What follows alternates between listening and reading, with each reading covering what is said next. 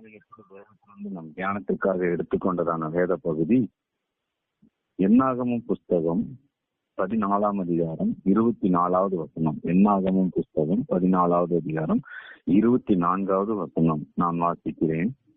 என்னுடைய தாசனாகிய காலேப் வேறே ஆவி உடையவனாய் இருக்கும்படி என்னாலும் உத்தமனாய் பின்பற்றினபடினாலும் அவன் போய் வந்த தேசத்திலே அவனை சேர பண்ணுவேன். அவன் சந்ததியார் அதை சுதந்திரித்துக் கொள்வார்கள். அல்லேலூயா. இந்த வார்த்தை கொண்டு நம்ம தியானிப்போம். எங்களை அதிகமாய் நேசிக்கிறதா நல்ல பரலோக பிதாவே, நன்றி செலுத்துகிறோம். அந்த அருமையான இந்த காலை வேளையில உம்முடைய வார்த்தையை ஆண்டவரே தகப்பனே நீங்கள் எங்களோடு பேசும்படியாக நாங்கள் செபிக்கிறோம். ஆண்டவரே தகப்பனே, உம்முடைய வார்த்தையானது தகப்பனே அப்பா இருதயத்தை உடைக்க பண்ணும். ஆண்டவரை விசுவாசத்தை வர்த்திக்க பண்ணும்படியாக நாங்கள் செபிக்கிறோம். உங்களுடைய கரங்களில் ஒப்புக் கொடுக்கிறோம். துணையாய் நில்லுங்க, நீங்க பேசுங்க, வெளிப்படுங்க. இயேசுவின் நாமத்தில் ஜெபிக்கிறோம் நல்ல பிதாவே. ஆமென், ஆமென், ஆமென். தோட்டம் இந்த நாளில நாம் வேதத்திலிருந்து நாம் தியானிக்கப்பட்டதான வசனம் காலேப்பை குறித்து தியானித்தோம். காலேப்பை குறித்து அந்த வாசித்த வசனத்தை கொண்டுதான் இந்த நாளில நாம் தியானிக்க போகிறோம். பாருங்க, இஸ்ரவேல் ஜனங்கள் எகிப்து தேசத்துல 430 வருடம் அடிமைத்தனத்தில் இருந்தாங்க. ஆண்டவர் மோசேயையும் ஆரோனையும் அனுப்பி ஜனங்களை விடுவித்தார். ஆண்டவர் ஜனங்களை விடுவித்து அவர்கள் கடந்து வரணும் வழியில வரும்பொழுது சிவந்த சமுத்திரம் இருந்தது. சிவந்த சமுத்திரத்தை இரண்டாக பிளந்து இஸ்ரவேல் ஜனங்களை வழிநடத்தி வந்தார். இந்த சிவந்த சமுத்திரத்துக்கு அப்புறம் ஏலிம் என்ற இடத்துக்கு வந்தாங்க. 12 நீரூற்றுகளும் 70 பேருக்கு மலங்களும் உள்ள இடத்துக்கு வந்தாங்க. அதுக்கப்புறம் சீன் வனாந்தரத்திற்கு வந்தாங்க. எங்களுக்கு அப்பம் வேணும் என்று சொன்ன உடனே வானத்திலிருந்து அப்பம் வந்தது. அது விசுவாசத்தை பார்த்தார்கள். பாருங்க, அடுத்து தண்ணீர் இல்லை என்று சொன்னார்கள். ஆண்டவர் கண்மலையை பிளந்து தாகம் தீர்க்கத்தக்கதான தண்ணீரை ஆண்டவர் கொடுத்தார். இப்படியாக ஆண்டவர் ஜனங்களை ஒவ்வொரு இடங்களிலும் உள்ள சூழ்நிலைகள் வேறு மாதிரி இருந்தாலும் ஆண்டவர் சாதகமாக அவங்களுக்கு ஆண்டவர் கிருபையா இறங்கி வந்ததை ஜனங்கள் பார்த்து விசுவாசத்தில் பலப்பட்டார்கள். அப்படியாக கடந்து வந்த பொழுது பாரான் மனாந்தரம் என்ற ஒரு இடத்துக்கு வந்து பாளையம் இறங்குறாங்க. பாரான் மனாந்தரம் என்ற இடத்துக்கு வந்து பாளையம் இறங்கினார்கள். அப்போ ஆண்டவர் மோசேயோடு சொன்னார், நீங்க சுதந்திரிக்கிற தேசம் தான் கானான் தேசம் அங்க இருக்கிறது. அப்ப நீ கோத்திரத்துக்கு ஒருவராக 12 பேரை அந்த தேசத்தை சுற்றி பார்க்கும்படி அனுப்பு என்று சொன்னார். அதே போலவே மோசே ஆண்டவரை சொன்னபடியே கோத்திரத்துக்கு ஒரு தலைவனை ஏற்படுத்தி ஒருவரை தெரிந்து கொண்டு அந்த தேசத்தை போய் சுற்றி பார்த்து வாருங்கள் என்று சொல்லி அந்த கானான் தேசத்தை சுற்றி வாருங்கள் என்று சொல்லி அனுப்பினார். இந்த கோத்திரத்துக்கு ஒருவராக 12 பேரு அந்த தேசத்தை சுற்றி வரும்படி போனாங்க. அதுல பாத்தீங்கன்னா காலேப், யோசுவா என்ற மனிதர்களோடு அந்த ஒரு அநேக 10 பேரும் பிளஸ் 12 பேராக அங்க சென்று பார்த்தார்கள். அந்த தேசம் எப்படிப்பட்டது, அந்த தேசத்தில் உள்ள ஜனங்கள் எப்படிப்பட்டவர்கள், அந்த தேசத்தை நாம் சுதந்திரிக்க முடியுமா, அந்த தேசத்துல நாம போய் அந்த தேசம் விளைச்சல்கள் எப்படிப்பட்டது என்று பார்த்து வந்தாங்க. 40 நாட்கள் அளவும் இந்த தேசத்தை சுற்றி பார்த்து திரும்பி வந்தாங்க. அந்த தேசத்தை 40 நாள் அளவும் சுற்றி பார்த்து மறுபடியும் அந்த பாரான் மனாந்தரத்திற்கு காதேஸ் என்கிற இடத்துக்கு வந்தார்கள். இப்ப மோசே ஆரோன் வந்து அவங்க சொல்றாங்க, இந்த 12 பேர்ல 10 பேர் சொன்னாங்க, அது ஏனோக்கினுடைய புத்திரர் போல ரொம்ப அரக்கர்களுடைய தேசமாக இருக்கிறது. அந்த தேசத்தை நாம சுதந்திரிக்க முடியாது. இந்த தேசத்துல நாம அவர்களை பார்க்கும் பொழுது நம் வெட்டு கிளிகளை போல இருக்கிறோம். 13ஆம் அதிகாரம் 33வது வசனம் என்னாகும் 13:33 பார்த்தீங்கன்னா, அங்கே ராட்சத பிறவையான ஏனோக்கின் குமாராகிய ராட்சதரையும் கண்டோம். நாங்கள் எங்கள் பார்வைக்கு வெட்டு கிளிகளை போல இருந்தோம், அவர்கள் பார்வைக்கு அப்படியே இருந்தோம் என்று சொல்லி எல்லாருக்கும் இஸ்ரவேல் புத்திரர்கள் முன்னாடி அவர்கள் சொன்னார்கள். அவர்கள் சொன்ன உடனே அந்த இஸ்ரவேல் ஜனங்கள் கிட்டத்தட்ட ஒரு 20 லட்சம் காலாட்கள் இருக்கிறாங்க. ஆண்கள், பெண்கள் எல்லாரும் இருக்கிறாங்க, குழந்தைகள் எல்லாரும் இருக்கிறாங்க. அவ்வளவு பேர்கள் மத்தியில வந்து ஒரு அவ்விசுவாசமான வார்த்தையை சொன்னாங்க. இஸ்ரவேல் ஜனங்கள் எகிப்து தேசத்துல இருந்து கடந்து வந்த பொழுது செங்கடல் இரண்டாக இருந்தது.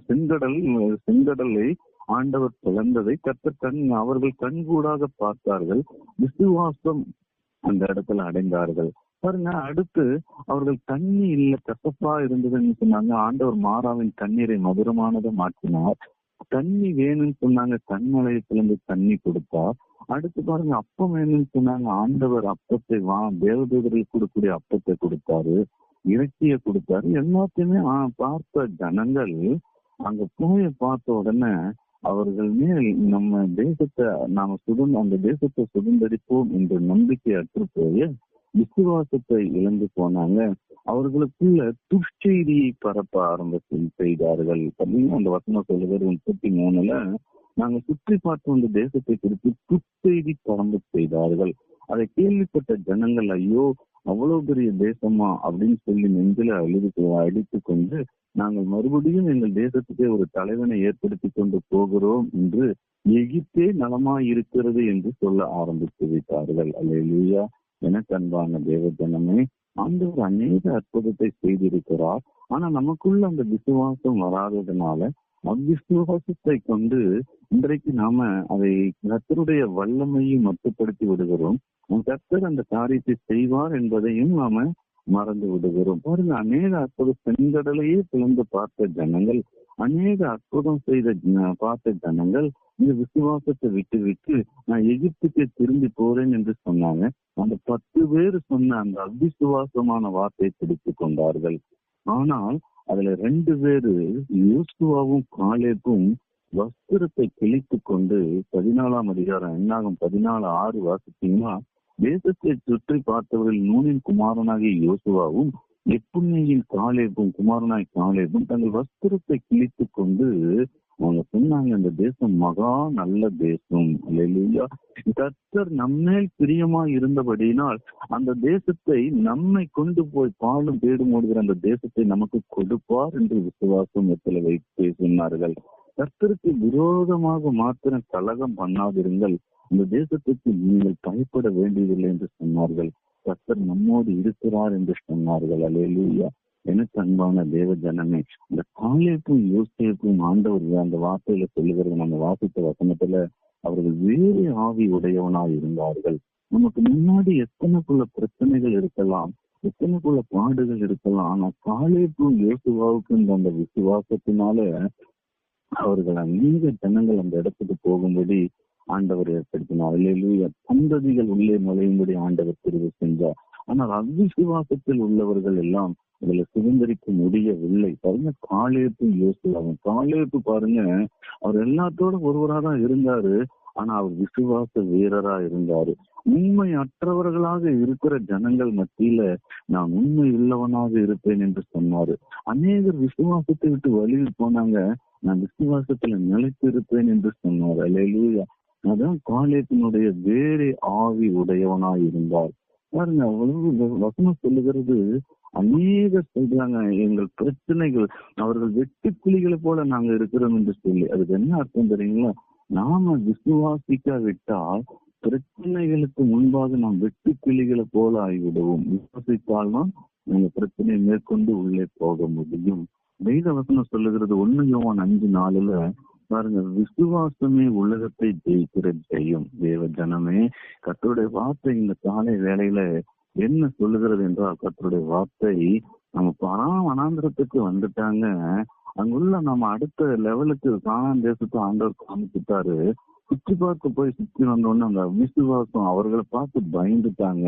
எனக்கு அன்பான தேவ ஜனமே, ஆண்டவருடைய வல்லமையை நாம் அறிந்திருக்கிறோம். நம்ம ஆண்டவருடைய அன்பு அறிந்திருக்கோம், ஆண்டவருடைய வல்லமை அறிந்திருக்கிறோம். ஒருபோதும் விசுவாசத்தை தளரக்கூடாது. அல்லேலூயா.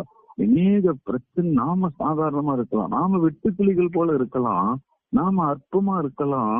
ஆனா ஆண்டவர் மேல் வைக்கிற விசுவாசமானது இந்த உலகத்தை ஜெயித்து விடும். பாருங்க, கானான் தேசத்தை சுதந்திரித்துக் கொண்டார்கள். அல்லேலூயா. காலேபும் யோசுவாவும் அந்த சந்ததியில அவங்க வழிநடத்தி இஸ்ரவேல் ஜனங்கள் எகிப்து தேசத்துக்கு புறப்பட்ட ஜனங்களில காலேபும் யோசுவாவும் மாத்திரம்தான் இந்த கானான் தேசத்தை சுதந்திரித்துக்கணும். மீதிகளுடைய சந்ததி தான் உள்ளே நுழைந்தது.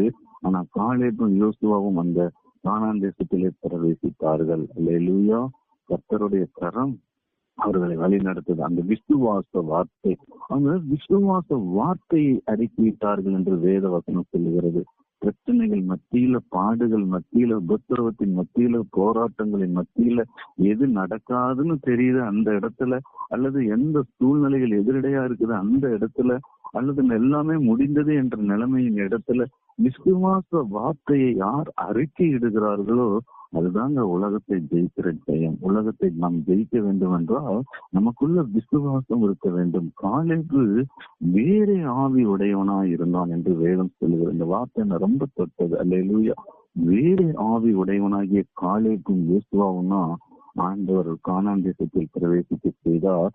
அவர்கள் அரக்கர்கள் போல கொடியவர்களாகவும் எவ்வளவு பெரியவர்களாக இருந்தாலும் சரி அவர்களை முறியடித்து அடுத்த லெவல் உள்ளே கொண்டு போய் ஆண்டவர் சேர்த்த காரணம் காலேபு வேறே ஆவி உடையவனாய் இருந்து விசுவாசத்தில் வல்லவனாய் இருந்தான்.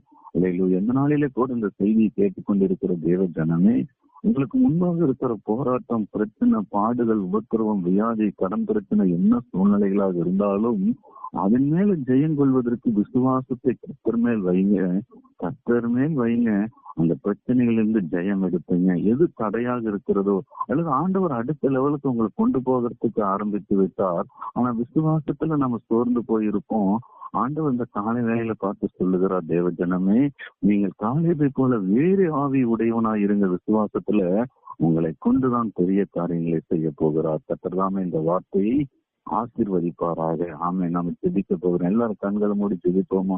உங்களை அதிகமா நேசிக்கிறதா நல்ல பரலோக பிதாவே, நன்றி செலுத்துகிறோம் அப்பா. அந்த அருமையான இந்த காலை வேலைக்காக ஸ்தோத்திரிக்கிறோம், துதிக்கிறோம், நன்றி செலுத்துகிறோம்.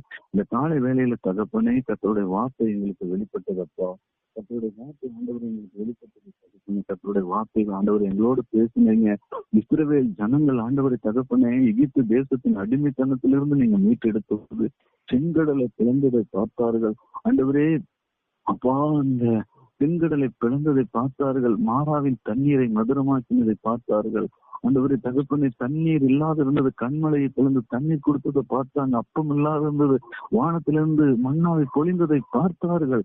ஆனால் விசுவாசத்துக்குள்ள ஆண்டவரே அந்த பாரான் வனாந்தரத்துல ஆண்டவரே தகப்பனே அந்த ஜனங்கள் போய் பார்த்து வந்ததை சொல்லி துச்செய்தியை பரப்பின பொழுது விசுவாசத்துல பேசினாங்க. அப்பா ஆண்டவரே, நாங்கள் ஒருபோதும் எங்களுக்குள்ள தகப்பனை கர்த்தரை நாங்கள் விசுவாசத்துல ஒவ்வொரு நாளும் வர்த்திக்கப்படணும் ஒழிஞ்சி ஆண்டவரை பிரச்சனையை பார்த்து ஒருபோதும் ஆண்டவரை நாங்கள் சோர்ந்து போகாதபடிக்கு கர்த்தரை பலப்படுத்துவீராக. காலேபு யோசுவாவை போல நாங்கள் விசுவாசத்துல வல்லமையா இருக்க கர்த்தர் உதவி செய்யும் அப்பா. நான் இந்த செய்தியை கேட்ட ஒவ்வொரு தேவ பிள்ளைகளுக்கும் விசுவாசத்துல வேற ஆவி உடையவர்களாக இருக்க உதவி செய்யும். கர்த்தராமே ஒவ்வொருவரையும் ஆசீர்வதிப்பாராக. இயேசு கிறிஸ்துவின் நாமத்தில் ஜெபிக்கிறோம் ஜெபங்களும் நல்ல பிதாவே. ஆமென்.